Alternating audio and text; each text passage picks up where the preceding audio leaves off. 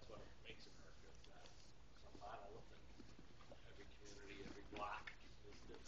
We're all different as individuals. And again, we celebrate as a country the individuality of this country and makes us unique compared to other countries around the world. So I thank you for what you do.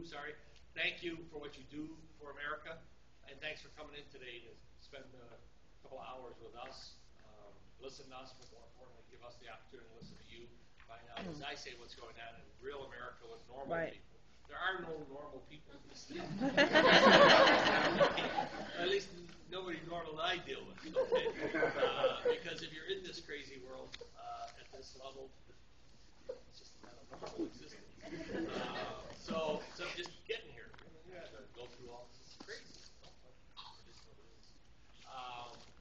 But it's a great time, difficult time in America. Some very tough years. For those of us who are a little older, we heard stories from our parents, our grandparents. Some of you probably heard from your great-grandparents of the Depression. This is close to that as this happened. So this is tough times. You know better than anyone how tough it is out there in the country for lots of people. We're trying every day to make America a better place and help them with their lives as you do. So we're trying. We've got a tough road up on the hill to go. This president, I've watched him now for 6 months, and it really is remarkable to watch the strength of his leadership.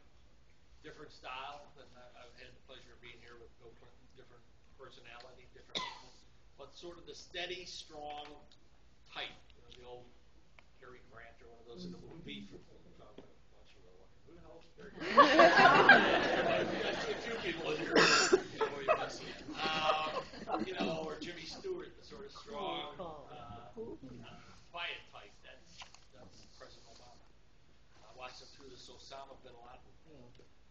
You know, 2 years ago, who's this community organizer, guy, senator? What does he know about this stuff? Foreign policy, defense, this guy. Watching how that went, and the leadership. I had the pleasure of congratulating from somebody from the CIA who had been after Osama for the last 10 years. And he says, this is right after him. He said, the president and you all challenged us on our assumptions around this thing. You challenged the operations of the military and how they did it. He did personally. He said at the CIA we call that leadership. And that's what this man has provided our country for the last 200 years. So it's a great honor to be here. And let me open it up to questions, comments, criticisms, suggestions. How much time have you got? I got a few minutes. I got to go to. The truth is, I got to go meet him in the Situation Room for another one of these things. We'll start right here, and then I'll come over this time. My name is Craig Nortacker. I'm a CPA by trade. I'm a disabled vet, and we're setting up a lot of jobs and a lot of programs in the country to bring a lot of good things out. The biggest problem we have is when we hit agencies, and the agencies either fail to respond to us, or they negate what we're trying to do by just not coming forward, stepping forward. There's a lot of great programs out there, and I've spoken to Dan Gordon and to a lot of other people, here at this level of Prevent Force. And the problems that we have is there's a lack of accountability within the agencies to be able to help us do what we're trying to do. Are there specific agencies that you have the most problem with? Absolutely. Which are they?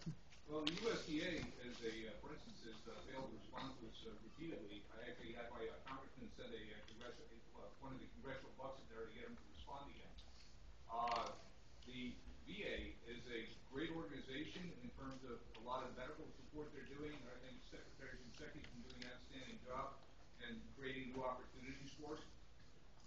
But there, the CVE, the Center of Veteran Enterprises, for instance, actually creates regulations which violate the American Disabilities Act under the DOJ. So there are a lot of issues that are within there, and I don't say that being a nasty guy. I try and work with people. Hey. Steve Dillard is my point of contact over at the VA. Work very well. Do we have a process? Let me just ask here. Do we have a process out of this which we're going to follow up with people? Yes. Okay. So will you make sure that you talk to this gentleman, and so we have and I get some report back on that. And I say this in a positive way, trying to make positive changes. Yeah, no, look at. You have every right. I take it in that vein. Okay. But you have every right to, citizen. We pay our salaries. You have a right to doing it whatever way you want. I said here, and I'll come back to this job. Yes, Thank you, Mr. Daly. I'm Jim White from Pittsburgh, Pennsylvania. And we just wanted to say thank you to everyone in my community, our partnership, process, our employees. All of them are seeing the engagement process come to life. It seems like it take off. I do want to do something for our tourism community. You mentioned General Jimmy Stewart, the actor. The museum is not far from Pittsburgh, so you can come by and come and see us. We're behind you. The top of those. tourism is a big piece of our economic success. Obviously, since 9/11, it's been made difficult for a lot of people outside the country to get here. We're trying to work through things that can ease that, so we can increase tourism and therefore increase job opportunities for Americans in that sector, which is a big sector. This gentleman, and then we'll move around. I'll make this quick. I'm Bill Cunningham from Creative Investment Research. Went to University of Chicago, actually, trained in economics.